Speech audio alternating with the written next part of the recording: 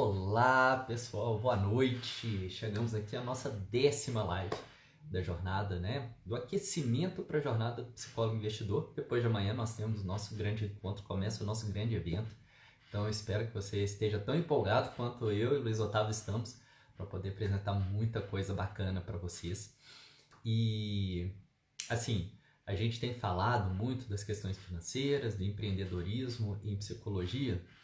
E acho que hoje a gente fecha essa série de lives para poder trazer para você qual que é o significado, qual que é o sentido último de fazer esse trabalho todo, né? Não é à toa que a live de hoje a gente resolveu nomear falando que não é sobre dinheiro, é sobre qualidade de vida. Então estou esperando aqui o Luiz Otávio, né? Ele entrar aqui para a gente poder fazer a nossa conversa, esperando ele aqui um instantinho. Mas enquanto isso a gente vai conversando aqui sobre diversos pontos, né, ao qual a gente precisa estar atento, né, para poder começar a pensar, né, nessa trajetória, nessa carreira da psicologia, que a gente não pode, eu acho que a gente viu diversas coisas sendo ditas aqui. É interessante que uma, né, trazida até por uma das psicólogas que a gente entrevistou, a Verônica Lier, e ela fala isso, o quanto o dinheiro provavelmente ele é mais tabu do que vamos dizer, né, a sexo, relacionamento, né? Então, para falar sobre isso, para falar sobre esse tabu, Luiz Otávio entrando aqui agora com a gente. Vamos lá, guardar a conexão dele aqui.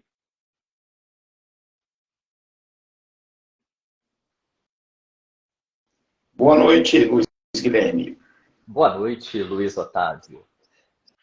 Como vão as coisas? Tudo bem com você? Graças a Deus, tudo bem. Prazer estar aqui mais uma vez com vocês. E Ótimo. pela introdução, né, eu percebi que hoje nós teremos bons debates, teremos boas conversas. Espero que todos interajam bastante e que tenhamos uma noite bastante produtiva. Bacana. Só pedir um negócio, eu não sei se você tem fone de ouvido, porque na hora que você está falando tá muito estourado, não sei, talvez pode ser melhor. Se não tiver também, a gente vai. Tá bem fácil de ouvir, só para você. Certo. Posso obter aqui rapidamente. Vamos ver se vai ficar bom. Tá, já vamos tentar aqui.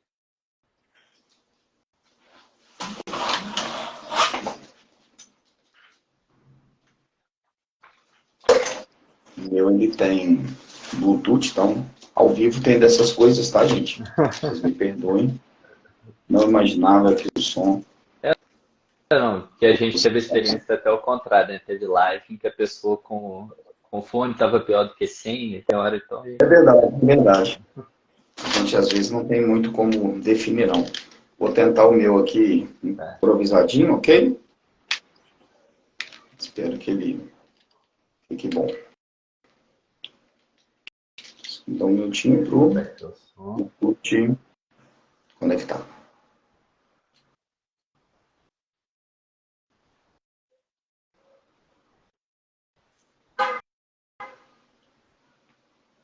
Fala aí na hora que conectar, você me avisa. Deve estar conectando por agora o fone, né, para ver se melhora um pouquinho o som. E o meu também, caso vocês achem que não está tão bom o som, vocês podem falar também. A gente tentar melhorar. Minha conexão deve ter caído. Mas, então, continuando aqui o nosso diálogo, enquanto o Luiz Otávio vai acertando lá o som. Acho que chegou aqui de novo. Isso.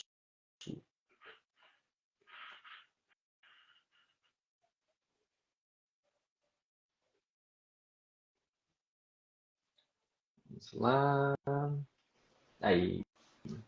Voltei. E Oh, agora? bacana. Não, melhorou Ó, bastante. coisa boa. Então vamos lá. Assim, pegando, né, já de cara o lema da nossa conversa, do nosso diálogo, é que, na verdade, essa conversa que a gente vai ter hoje, né, pessoal, é uma conversa que eu e o Luiz Otávio a gente já tem em outros momentos, em cafés da tarde, em almoço, quando a gente está ali trocando uma ideia. Que é isso, assim, é legal falar de dinheiro, assim, Quando você aprende a falar dinheiro, é muito gostoso, né? Só que existe algo por trás, e o Luiz Otávio sempre traz um lema, assim, né?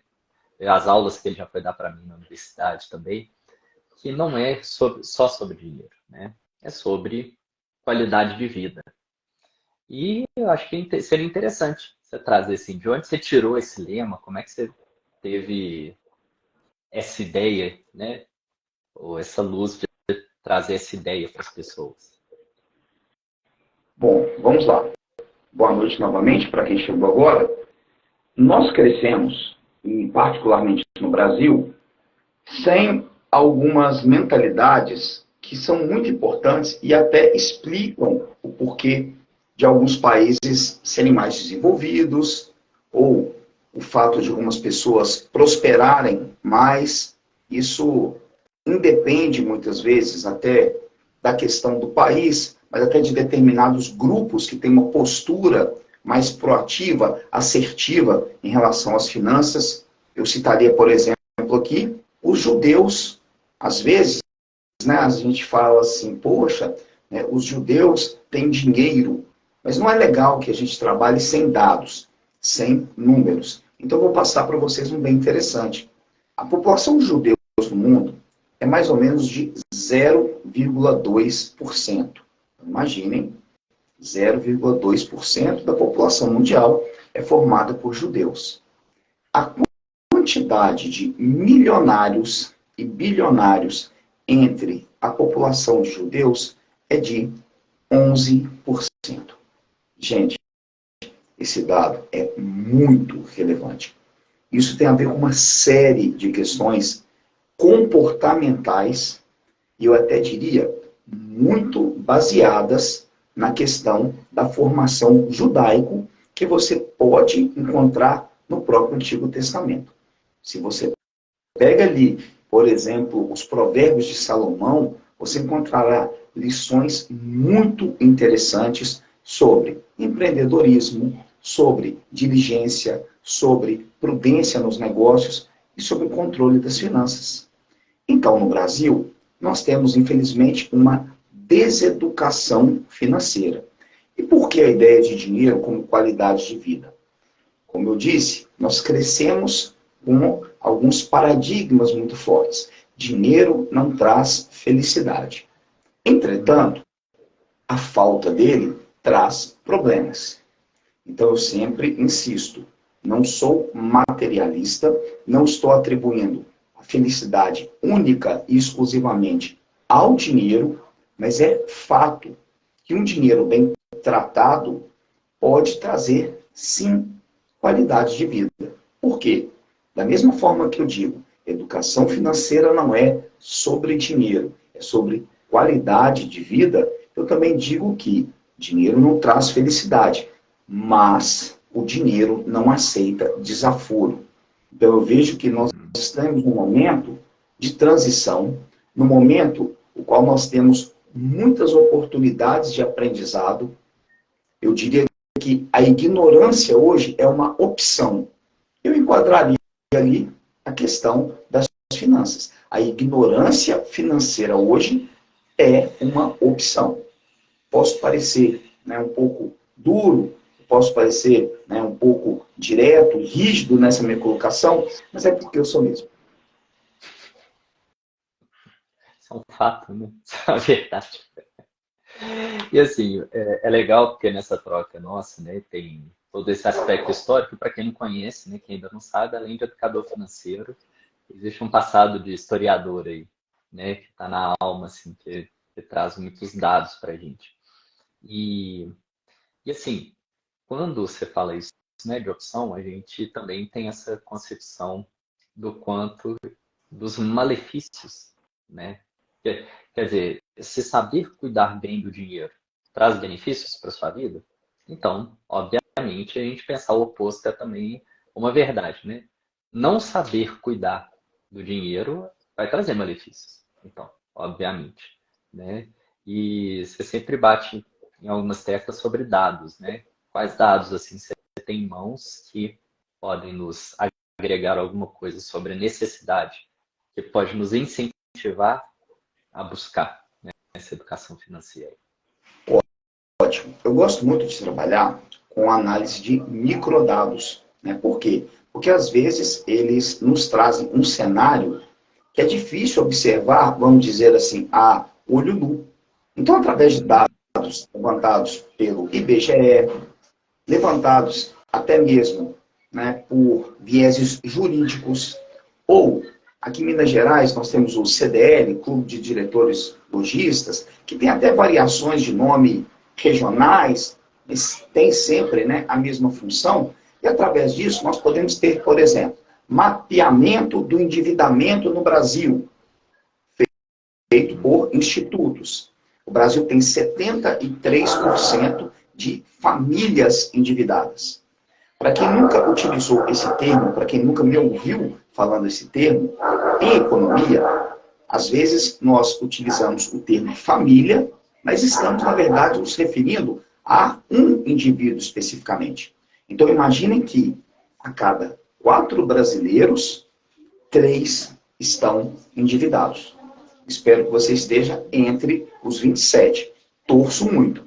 Mas a deseducação financeira tem, por exemplo, esse aspecto, o endividamento. E o endividamento, por sua vez, traz o quê? Já que o professor Luiz Guilherme entrou nesse aspecto, né, até do cotidiano, até de questões mais minuciosas, familiares, do dia a dia, brigas familiares. Quando eu falei agora há pouco em dados jurídicos, traição financeira, já ouviram esse termo? Uma das maiores causas de divórcio no Brasil é a chamada traição financeira. Sabe o que significa isso? É o casal que não compartilha a economia, é o casal que não tem o controle sobre como distribuir, por exemplo, quem vai arcar com determinadas despesas. Isso pode gerar um ambiente hostil. Isso pode trazer um ambiente de instabilidade, de desequilíbrio. Então, nós temos acesso a dados que podem trazer esses, né, vamos dizer assim, aspectos muito interessantes. Eu tenho um dado, esse é um pouquinho mais antigo, me veio como um insight.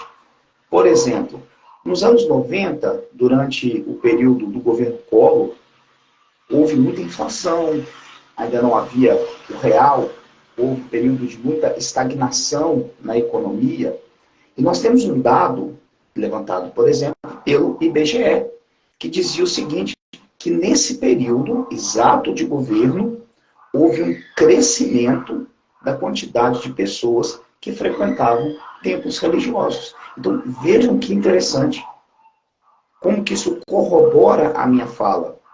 Exatamente no cenário no qual o Brasil teve uma das maiores crises econômicas da sua história, as pessoas se tornavam mais fiéis. As pessoas procuravam mais por esse conforto espiritual. Então, é inegável que o descontrole financeiro traz aspectos muito negativos. E a gente quer falar aqui mesmo é de como ele traz aspectos positivos. Sim. Mas, assim, é claro que até para a gente chegar lá, vamos pensar, né? A gente precisa levantar, né? Quais são as situações, porque uma das questões, já que a gente está falando de psicólogos, então esse recorte, né? Porque é claro que esses dados que você traz, eles são úteis para qualquer pessoa, em qualquer momento. Mas pensando em psicólogos, se eu falo psicólogos, eu estou pensando no aspecto profissional da nossa vida, né? A gente não é uma coisa só, a gente não é só psicólogo, a gente não é só esposa, marido, filha, filho, seja lá o que for, né? Em cada momento a gente vai vivendo esses papéis. Então, se a gente está falando profissionalmente, é pensar um papel que a gente exerce dentro da sociedade. E é óbvio, né? Se a gente for pensar que isso também vai trazer um impacto profissional. Porque imagina, né? Você ali tendo tendo que trabalhar com alguém, tendo que estar com a sua cabeça no lugar, pensando nas dívidas que você tem em casa, pensando. Eu falo isso assim, não estar bem profissionalmente, então aqui no caso que a gente fala assim, você não está ganhando aquilo que você deseja, você não está cuidando bem do seu dinheiro. Como é que você vai atender o paciente? E se o paciente, por algum motivo, falar que aquele dia ele vai desmarcar? Ou se ele falar assim, olha, né, ele também com problema financeiro, falar assim, olha, nesse momento não dá para continuar a terapia. Como que você acha, né? Que ficaria é óbvio, acho que todos nós, em algum momento, a gente passa por essa perspectiva, né? Nós da psicologia que está atendendo, e às vezes o paciente vai embora, principalmente no início, e isso dói, assim, porque é a sua finança ali. Você está pensando nisso, assim, pô, como que eu vou pagar aquela conta, aquele cartão? A gente viu, né, ontem, né, aumentaram a já baixinha taxa de juros ali do rotativo do cartão, né, que já era 400 e não sei quanto, passou e 13, passou para 440 e alguma coisa, que é um absurdo. Mas imagina se você está nessa situação. Você, em alguns momentos a gente pode até em algum outro momento falar, você acha que você tem que pagar toda essa dívida? Em algum momento a gente pode até falar mais sobre isso, mas olha só como que isso impacta, né, o nosso o nosso ser psicólogo, né? Imagina, a gente estuda muito para ter uma técnica legal, para saber o método legal de psicoterapia, saber aplicar bem isso. E uma das coisas que a gente fala o tempo todo é que o psicólogo precisa estar com a terapia em dia. E me veio isso aqui agora, estou conversando, né, no que a gente falando, a gente vai refletindo. Precisa estar com a terapia em dia. Por quê? Eu tenho que estar com a minha cabeça no lugar para que o que depender do que a outra pessoa disser, eu vou poder escutar com muita nitidez, para poder fazer intervenções na qual a minha personalidade não vai impactar, né, o meu diálogo ali, né, o caminho que a pessoa está seguindo. E aí eu acho que a gente precisa colocar mais depois dessa conversa aqui, que é, eu não tenho que estar só com a terapia em dia, eu tenho que estar com as minhas finanças em dia também, porque isso vai interferir na nas suas intervenções, né? Inclusive, pensando aqui, às vezes a gente tem que ser mais incisivo, né, na terapia, e às vezes a pessoa fica com medo de ser incisiva, porque com receio do paciente ir embora, e aí perder uma renda. E olha só, isso por quê? Começa lá no problema financeiro que você tem anteriormente, né? Pois é, Guilherme, eu parti, né, do, vamos dizer assim, brasileiro não psicólogo, Uhum, exatamente desdobrando esse novelo e dessa forma chegarmos ao psicólogo. Por quê? uhum, Achei legal que você começou pelo paciente. O paciente vai deixar de fazer terapia por razões que muitas vezes vocês às vezes não conseguem identificar. uhum, Diferente, né, de um seletista, de um profissional de carteira assinada, vocês, por exemplo, têm que se organizar financeiramente, que a gente chama de provisionamento, para garantir aquilo que seria um 13º, aquilo que seria as férias. E aí nós temos uma situação complexa, porque às vezes, nesse final de ano, um determinado paciente precisa tirar férias para que elas coincidam com as férias escolares, e o resultado disso é que há uma queda na receita. Então, olha como é importante que o profissional da psicologia pense por esse viés. Olha porque, de repente, o profissional da psicologia precise aprender não só a poupar através desse provisionamento, mas também pensar em situações que tragam uma maior tranquilidade financeira no futuro. Como seria possível fazer isso? Outro aspecto, eu cuido das minhas finanças pessoais, e aí eu disse há pouco, para administrar uma casa, para ter um lar harmonioso.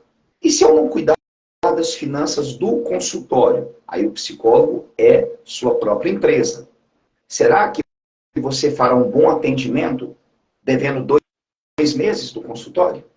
Será que você fará um bom atendimento pensando que, exatamente como eu também disse há pouco, há uma queda de receita fruto de pacientes que saíram por razões diversas? Ou vamos pensar num cenário até um pouco atípico, mas plausível. Eu estou sem dinheiro para pagar a minha supervisão. Você diz que o psicólogo precisa ter a terapia em dia. Imagina um psicólogo que de repente não está conseguindo pagar pela terapia a qual ele tanto precisa. Então, né, eu começo com o não psicólogo e chego ao psicólogo exatamente trabalhando com aquelas realidades que ele tem no consultório. A boa gerência do seu consultório vai trazer o enriquecimento da pessoa física. Pessoa física, por sua vez, que gerenciando bem as despesas em casa, saberá gerir melhor o seu consultório, criando um ciclo positivo que se retroalimenta, permitindo dessa maneira que tudo flua de uma forma mais interessante. Sim, sim. E, quando a gente fala, né, estava falando aqui da terapia, eu vou lembrar a frase acho que é o Guattari ou Deleuze, que são filósofos, né?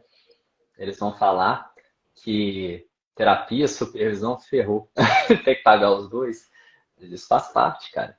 Isso faz a diferença, inclusive, para você conseguir ter muita consistência ali na atuação. E o Guattari, ele falava isso, assim, o Freud falava, por trás de todo trabalhador, de toda pessoa, tem um pai, né? E o Deleuze Guattari falava, por trás de todo pai tem um chefe, né? Então, seja você ter um chefe, seja você trabalhar por você, né, por sua empresa, tudo, isso está ali na sua cabeça. Ou, se não está, precisa. Porque, infelizmente, eu conheço muitos, né, psicólogos que desistem, né? Quantos foram? A gente tem um tio, né, que é psicólogo também, acho que eram 40 alunos, dois ou 48. três. 48 alunos, dois ou três foram trabalhar na profissão. Quer dizer, isso não é uma questão de agora, é uma questão histórica da nossa profissão, né? De uma dificuldade de conseguir se colocar e de conseguir lidar com as finanças, né? Foi sexta-feira a gente conversou com a Cássia aqui e ela falou isso, assim, quando ela olhava o jeito que ela estava gerindo o consultório, a clínica, só com o plano de saúde, sendo reconhecida só como aquela que atende pelo plano de saúde, quer dizer, aquela que paga, que eu posso pagar pouco, né? Ou que eu não preciso pagar um valor considerável, né? E ela olhava para as contas dela, talvez no caso ali, se ela não tivesse casada, ela não sustentaria nem o cotidiano dela, né? E isso leva para a gente, eu acho que um preconceito, nossa, muito grande, que eu já escutei dentro das universidades, mesmo fora, dentro dos ciclos, que é isso. Uma mulher psicóloga bem-sucedida é porque ela é casada, ou com um engenheiro, ou com um administrador bem-sucedido. Olha só que peso, né? E por outro lado, eu que sou homem, penso assim, pô, então como que eu, homem, vou me sustentar, já que depende disso, né? Depende de estar casado, né? Eu, né, que tem que me virar assim, então, pô, então não vou dar conta. E graças a Deus a gente conseguiu descobrir, muitos nossos colegas foram desenvolvendo diversas coisas que vão mostrando para a gente, não é necessário você ficar dependendo de ninguém para poder se sustentar. Só que a gente acaba acreditando se a gente não sabe gerir a carreira, se a gente não sabe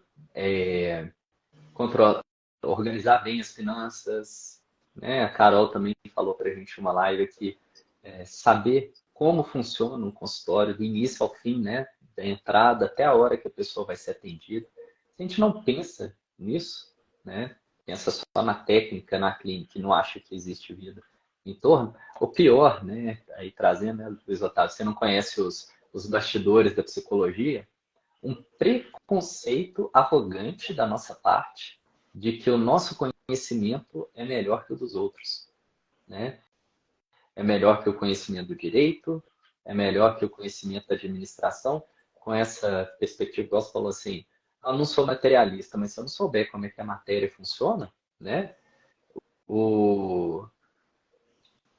Se eu não sei como que as finanças, como que o dinheiro corre, legislação, eu me dou mal, cara. Não vou me dar bem no mundo, né? Então a gente... E é o que você falou, a partir do momento que você sabe, é impressionante, muda o jogo. Né? Tô vendo o Luiz, é o artilheiro do Brasil, muito obrigado. Né, Marco Antônio? Obrigado pela presença aí. Mas se a Quase, Marco. gente se a gente vira o jogo, utilizando essa metáfora aí do futebol, a coisa anda também por outro caminho, né? Virtuoso, né? Igual você trouxe. A gente sabe organizar bem, olhar aí pro. Tem como, eu não vejo essa mensagem e não vi. Mas se a gente não sabe jogar, né, esse jogo, realmente a gente não consegue. Agora, se a gente aprende, vira bastante o jogo, Ô, né? Guilherme, e só já pedindo perdão pela interrupção, antes que eu me esqueça, abraço para vocês aí, com certo atraso, pelo Dia dos Psicólogos, né, dia 27 de agosto. E um outro aspecto aqui, que eu só queria realmente pontuar, você disse, né, e de fato, eu não conheço, né, dos bastidores da psicologia da mesma forma que vocês, mas, né, o Guilherme sabe, né, muito bem que eu sempre fui um apaixonado pela psicologia, particularmente pela psicanálise. E pensando que a própria psicanálise tem suas subdivisões, e assim como ele colocou que se ele sente que da parte do psicólogo pode existir um preconceito em relação a outras atividades, eu diria que pode existir talvez até uma espécie de neologismo aqui, de interpreconceito dentro e entre os próprios psicólogos em relação a determinadas escolas. Como resolver isso? Será que há uma solução? Certo? Algo que pode ficar aí até como uma reflexão. Então, são pequenas coisas que podem atrapalhar. Eu gostaria de levá-los também a imaginar um tripé. Que nesse tripé nós tenhamos no topo o excelente psicólogo que você já é. E que nas outras, né, pontas desse tripé nós tivéssemos espírito empreendedor e educação financeira. Não existe receita de bolo pronta, perfeita, que não possa ser aprimorada. Mas eu vejo que, tendo esses três pilares, nós temos uma otimização, nós temos uma potencialização gigante na atividade de vocês. Psicólogo excelente, capacitado, que não abre mão da atualização, somado a um espírito empreendedor e a questão da educação financeira, do que ele pode descobrir acerca dos vieses da educação financeira, da área de finanças, na área de economia. E trazendo para um ponto que eu acho que foi assim, ultimamente foi... A gente tem vários divisores de água, né, ao longo da nossa profissão, ao longo da nossa vida. E é claro que muito que a gente está falando sobre educação financeira e empreendedorismo vai fazer a gente ganhar mais dinheiro e saber organizar mais a finança. Mas confesso para você que uma coisa que me deu muita qualidade de vida, como a gente está conversando aqui, foi aprender a investir. Investir o dinheiro. Eu acho que a gente poderia tocar nesse ponto, assim.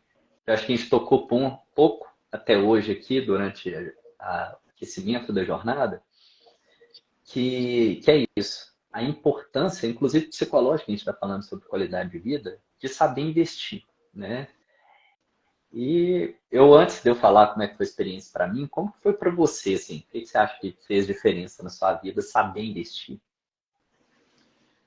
Vamos lá. Voltando ao início, né, do nosso bate-papo aqui, deseducados financeiramente, característica do brasileiro, que pode ser comprovada, por exemplo, pelo endividamento.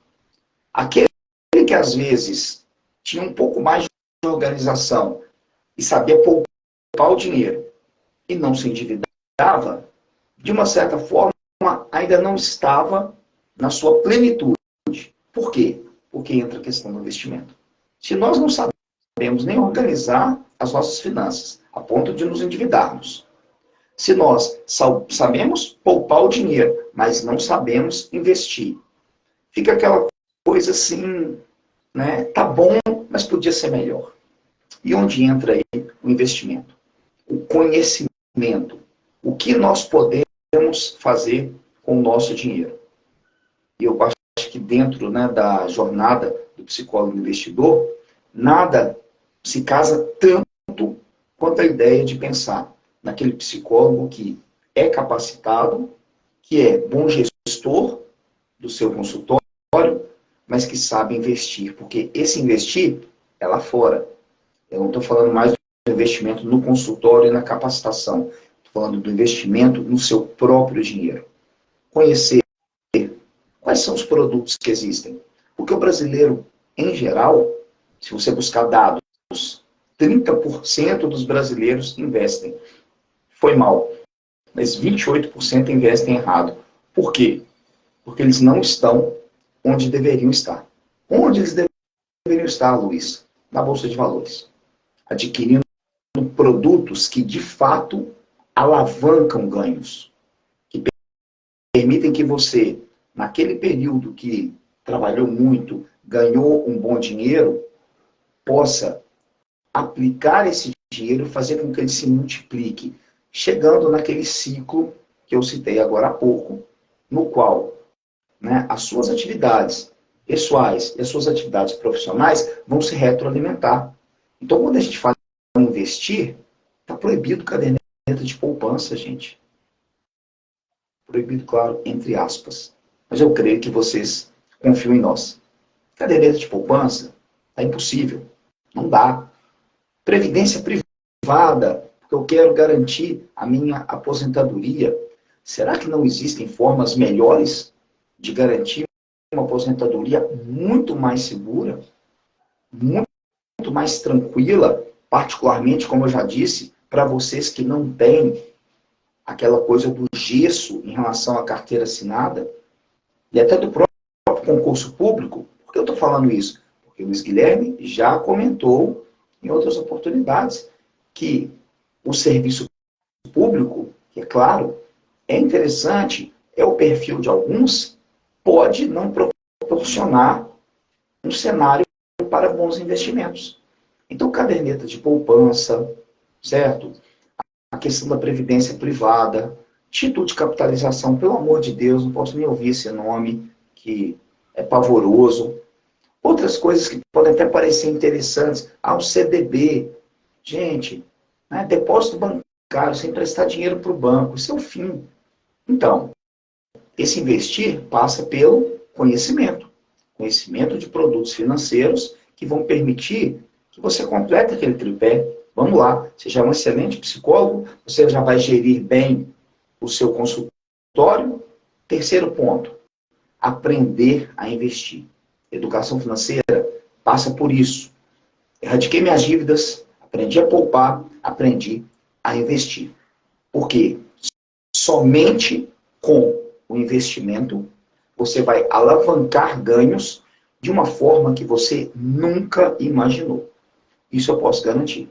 Para qualquer profissão. Mas hoje eu estou falando para vocês, psicólogos. Vocês têm uma oportunidade de aprendizado no sentido de, poxa, eu aproveitei, né, o meu momento, que o consultório estava cheio, eu aproveitei o momento em que eu estava conseguindo cobrar um ticket mais alto e consegui investir isso de uma forma que, em breve, aí eu não trabalho nem com médio e longo prazo, eu trabalharia até com resultados um pouco mais rápidos. Em breve, eu estarei conseguindo reduzir a minha carga de trabalho, que pode me levar a estudar mais, ficar mais tempo com a minha família, ter mais qualidade e lazer. E um lema que eu, né, e Luiz Guilherme comungamos e adoramos. colocar o dinheiro para trabalhar para nós. E isso, né, pensando psicologicamente, como que isso nos afeta, eu falo que foi um divisor de águas, porque, né, eu acho que foi o ano de, não sei se foi 2021, eu fiz muitos, acho que foi um dos anos que eu mais fiz cursos, assim. Eu tô na dúvida, foi 21, 22, assim. Fiz muito curso, né, sobre marketing para psicólogos, sobre empreendedorismo, cursos, né, para criar carreiras diferentes na psicologia, sobre marketing digital, os mais diversos possíveis, né. Gastei uma grana legal e eu até acho assim, eu tinha, eu basicamente, né, eu acho que aí ter, já trazendo uma dica aqui para a gente ter uma cabeça de investidor, é assim, vai comprar um curso que esteja ligado, né, aspectos profissionais, que esse curso vai trazer o retorno para você do valor que você colocou nele. Né? Então, se você está pensando que vai investir, isso aí tem que trazer, se Deus quiser, prazo mensal. Né? Então, aquilo que você está pegando, ele tem que te trazer um retorno. Então, sei e tal, eu sempre já consigo, assim, mensalmente, o retorno desse valor que eu gastei no ano. Você vê, né? Só que o que, que me trazia? Pode parecer muito legal, assim, mas me trazia um certo desespero, que era o seguinte, era ficar correndo atrás do próprio rabo, né? Que assim, você vai ganhando mais, vai gastando mais, ou não sabe onde que coloca o dinheiro e tudo. E quando, né, a gente entrou em contato, a gente conversou e comecei a investir, aquilo trouxe um sono tão mais tranquilo. Até assim, usando a brincadeira, depois que eu tive filho, eu durmo igual um bebê, né? Porque eu chego de noite cansado, tô morto, eu quero cair na cama e vou dormir. Mas tinha alguns momentos, acho que como todo mundo, você passa uma preocupação ali, né? Acho que eu até escutei, essa pesquisa, na verdade, foi nos Estados Unidos que eles fizeram, que 56% da população, mais ou menos na minha faixa etária, assim, né, entre 30 e 50 anos, 56% perde um sono, uma noite de sono, pelo menos, no mês, pensando em dinheiro. E quando você aprende a investir, você sabe que seu dinheiro está rendendo, está potencializado, está indo além, nossa, você dorme muito mais tranquilo. Você dorme muito mais tranquilo. Você Só aprende muito uma mais. intervenção, me perdoe novamente, aquela frase, gente, ganhei dinheiro dormindo, ela é tão mais próxima, ela é tão mais fácil do que a gente pode imaginar, que às vezes chega a ser inacreditável. Né? Mas há ferramentas para isso. Não, tem dia que você abre sua carteira e você fala assim, pô, eu ganhei com investimento aquilo que eu, às vezes, num dia de trabalho, ganharia. Sem ter trabalhado. Eu lembro uma vez eu estava passeando, eu fui no. Onde que era? Eu achei isso divertidíssimo, assim. Eu tava eu, minha esposa e o Jonas no. Não era presépio Piripau. Na Gruta da Lapinha, né? Vamos lá, final de semana, chegando na Gruta da Lapinha, tal, fui ver. Ah, deixa eu ver aqui, deixa eu abrir minha carteira. Eu falei, pô, o que eu ganhei ontem trabalhando, eu ganhei hoje com investimento, assim, né? E eu tava com a minha família na Gruta da Lapinha, fazendo uma sexta-feira, o dia inteiro, a gente lá, né? Quer dizer, sem estar naquela preocupação para eu ganhar dinheiro, eu tenho que estar trabalhando. É lógico que a gente fala assim, uma das lógicas que eu acho interessante é você não ganha dinheiro com investimento. Né? Investimento, até a lógica é diferente. Né? Não é um lugar que você vai ficar rico, você vai ficar rico é trabalhando mesmo. É suando, ganhando. Só que ele vai potencializar seu ganho. Né? Para lá na frente, tudo que você está fazendo hoje, e isso eu tenho para mim, né? Acho que a grande mudança de mentalidade, né, que me criou, é exatamente isso, assim. Eu tenho garantia do que vai acontecer lá na frente. O que deixa a gente ansioso é exatamente o medo do que vai acontecer na próxima esquina. É só que a partir do momento que eu aprendi, né, como que era investir, eu já sei mais ou menos como pensar lá na frente. Né? Claro que a gente não tem, ninguém vai te dar total segurança na vida, em lugar nenhum. Mas eu já sei que lá na frente, né, se as coisas continuarem como estão, vai ser tranquilo. E aquele momento, né, que eu precisar reduzir meu trabalho, né, porque vai faltar força, né, imagina ali 50, 60 anos, ali eu posso confiar, porque eu aprendi a investir. Aprendi eu cuidar do meu dinheiro. Não é banco, não é assessor de não sei aonde, não, sou eu, né? Eu acho que é isso que tem que ser uma busca das pessoas, né? É um... Porque, pô, a gente trabalha muito, rala muito para ganhar esse dinheiro. E eu não... E você falou assim, eu vou ser desaforado com ele, ou então eu vou deixar isso que eu trabalhei tanto para conseguir os outros tomando conta, né? Porque eu tenho preguiça de saber. Às vezes é isso, eu escuto isso, né? Ah, não quer saber sobre esses números. Ah, não quer saber tudo. Tudo bem, mas então você vai deixar para os outros tomarem conta? Você vai ver o que acontece, né? E é uma análise até muito simples. Isso que o Guilherme falou, quando ele diz, você vai deixar os outros tomarem conta? Como assim? Vamos falar dos bancos. Se você coloca, por exemplo, seu dinheiro na caderneta de poupança, ele possivelmente possa render no ano 6,5%, sendo que há pouco o Guilherme disse sobre rotativo do cartão de crédito. Se você pega ali, compra muito em janeiro e não paga a sua fatura de fevereiro, no final do ano, ela pode triplicar, quadruplicar, ou seja, estaríamos falando de um aumento percentual de 200%, 300%. Isso quer dizer que o banco que guarda esse seu dinheiro e te remunera com 0,5% ao mês, empresta aquele dinheiro que está lá no banco, nesse caso aí, a 10, 11% ao mês. Certo? Então você recebe 6,5% ao ano e o banco pega o seu dinheiro e empresta a 10% ao mês. Então, se sentiu desafiado para cuidar do próprio dinheiro? E sem contar, né, que no outro lado você está o quê? Você está investindo numa empresa. Pode ser que você escolha o rendimento, tudo, mas você pode escolher também empresas. Pô, eu confio nessa empresa, eu quero ser sócio dessa empresa. Então, entrar na Bolsa de Valores é ser sócio de uma empresa. E você vai pensar assim, empresa, às vezes as pessoas têm esse receio, né? A Bolsa de Valores é um, como fala? É uma aposta, né? É loteria. Não, não é loteria. Pô, a empresa, se você é uma empresa, eu sou uma empresa, o Luiz Otávio é uma empresa, seja lá, né? Porque a gente está trabalhando, você está querendo piorar seus ganhos? Acho que empresa nenhuma quer isso, né? As empresas querem melhorar. Então, você vai lá, você investe naquela empresa, você acredita que ela vai crescer. E tomara que ela cresça. E se ela cresce, você cresce junto, né?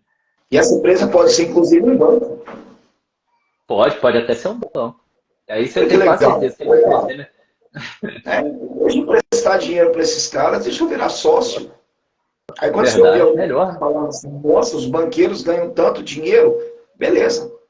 Já que isso é um fato, então eu vou te dar duas oportunidades. Então o cara que mais ganha dinheiro no Brasil é um banqueiro? Ok. Você tem duas opções. Empresta dinheiro para ele ou se torne sócio dele. Tá Uhum, fácil essa resposta. né? Você vai querer. Qual que será que vai te dar mais dinheiro, né? É outra lógica, né? Se eu não quiser ficar pensando muito, né?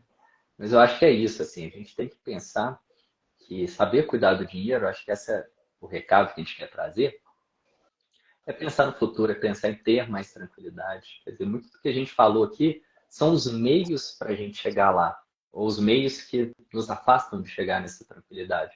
Mas se a gente aprende a cuidar do dinheiro, né? Que a gente está aprendendo aqui a ganhar dinheiro, a gente aprende a cuidar dele, aprende a colocar ele para trabalhar para a gente, você vai ver o quanto você vai ficar mais tranquilo, o quanto você fica mais confiante em você para atender na sua profissão, seja, né? O que for você estiver investindo. Então, é isso, assim, cuida do dinheiro, que isso vai dar. Se a gente pensar na pirâmide de Maslow, né? Qual que é a base? É ter condição de bancar o seu cotidiano. E sem essa base, qualquer pirâmide cai.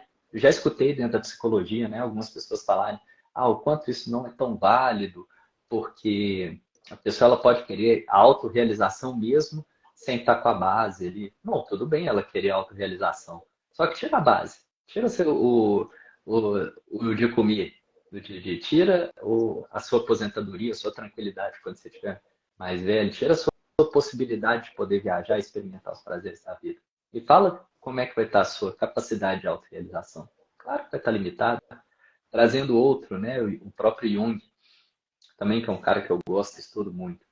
Ele vai falar isso, olha, até metade da vida você está procurando se adaptar ao mundo, você está procurando o seu lugar. E 2/3 dos pacientes que ele atendia eram pessoas que já tinham atingido o patamar que não precisavam se preocupar em se adaptar ao mundo.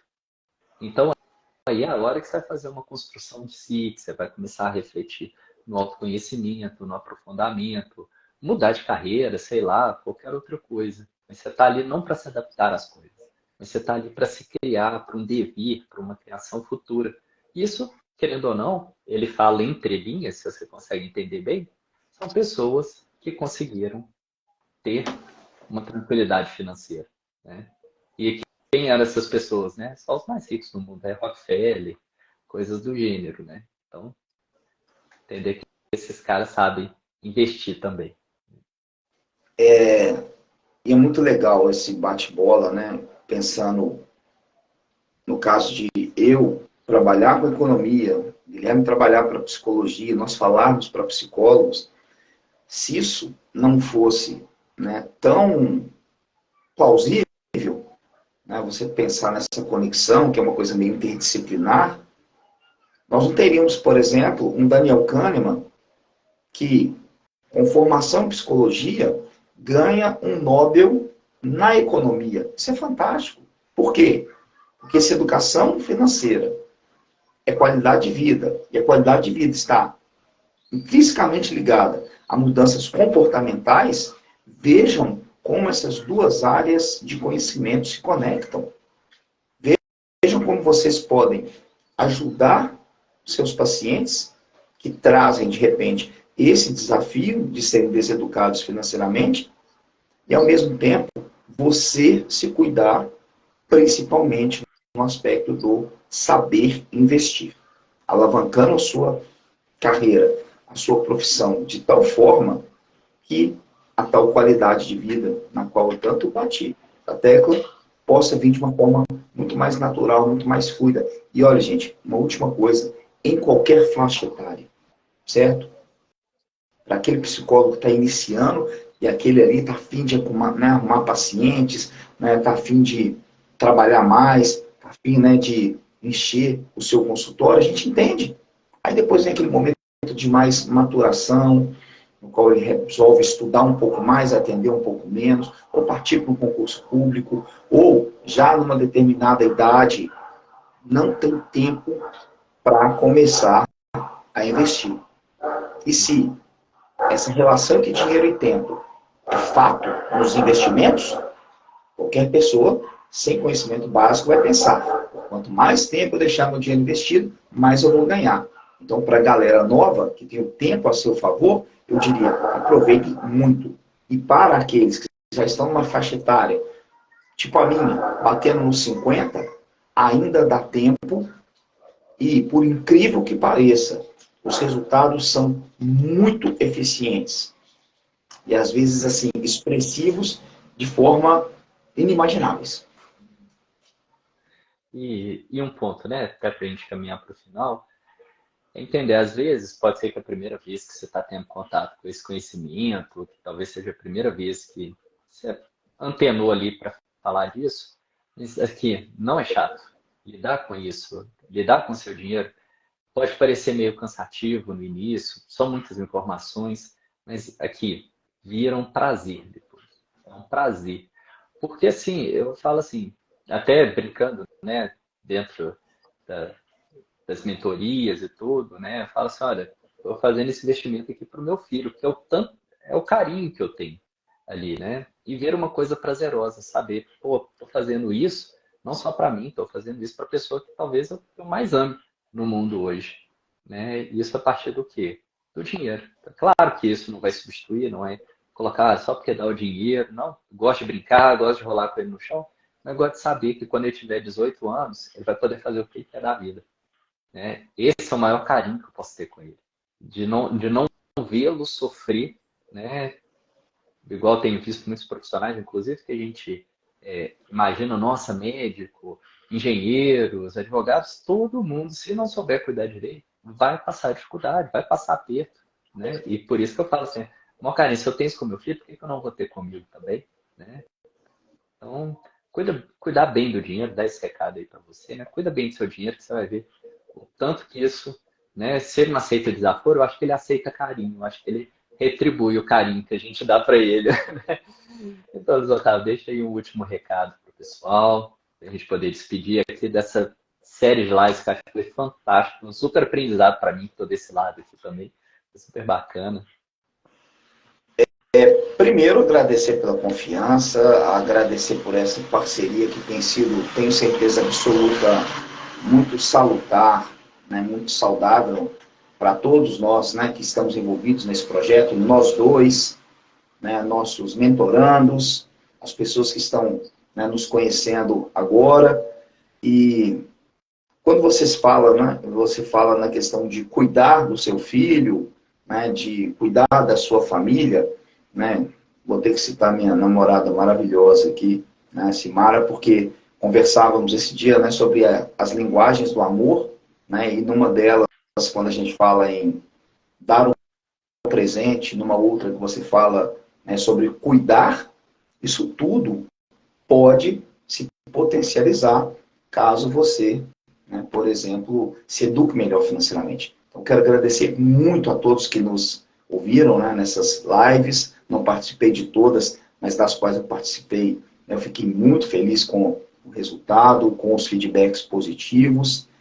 Espero que nós tenhamos aí, e vocês, né, principalmente, uma vida, né, longeva e com muitos investimentos também longevos, e que todos tenham uma semana aí muito abençoada por Deus, e um forte abraço mais uma vez.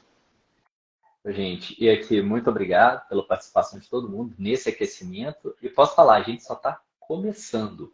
Daqui a 2 dias, né, na quinta-feira, 8 horas da noite, começa a nossa jornada de fato. E eu acho assim, se até agora vocês já aprenderam muita coisa, quinta-feira, posso garantir, vocês vão aprender, vai, assim, a cabeça vai explodir de tanta coisa que a gente tem para passar, tanta coisa bacana que temos para compartilhar com vocês. Então, gente, foi muito bom essa caminhada. Quinta-feira a gente encontra de novo, agora com um aprofundamento de conhecimento ainda bem maior. Tá bom? Luiz Otávio, mais uma vez, muito obrigado. E com certeza quinta-feira a gente está junto aqui de novo. Com certeza. Um abraço a todos. Um abraço. Tchau, tchau.